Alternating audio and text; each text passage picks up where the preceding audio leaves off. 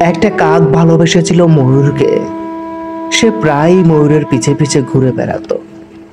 ময়ূর এটা বুঝতে পারলেও না বোঝার ভান করে কাককে এড়িয়ে চলতো।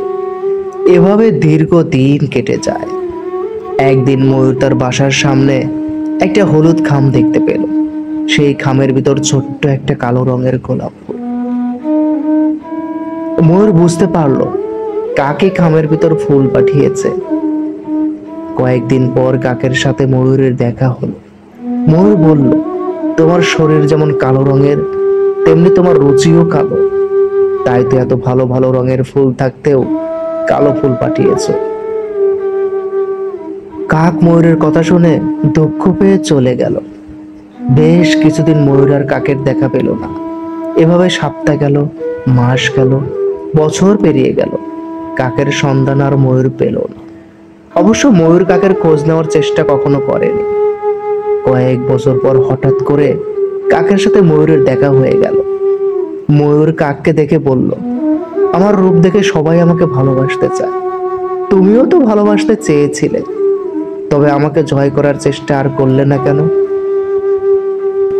কাক জবাব দিল, তোমার সাথে জীবনে একদিনও আমার কথা হয়েছিল?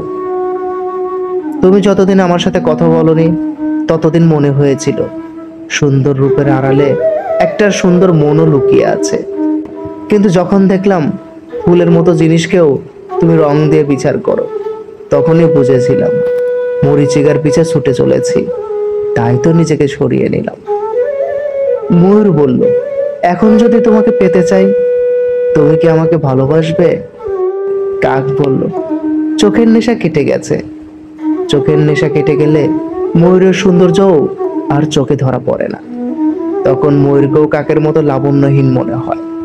জীবনের আসল বাস্তবতা তখন চোখের সামনে দীপ্তিমান হয়ে ফুটে ওঠে। এই বাস্তবতাই সঠিক পথের দিশা দেয়।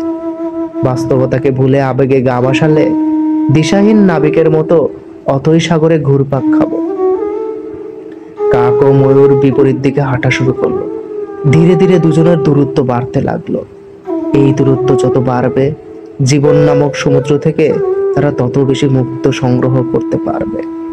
বিশেষ দ্রষ্টব্য, এই গল্পে যে কথাটি আমার কাছে সবচেয়ে বেশি ভালো লেগেছে, চোখের নেশা কেটে গেলে ময়ূরের সৌন্দর্য আর চোখে ধরা পড়ে না।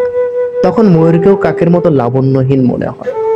জীবনের আসল বাস্তবতা তখন চোখের সামনে দীপ্তিমান হয়ে ফুটে ওঠে। এই বাস্তবতাই সঠিক পথের দিশা দেয়। বাস্তবতাকে ভুলে আবেগে গা ভাসালে দিশাহীন নাবিকের মতো অথই সাগরে ঘুরপাক খাবো।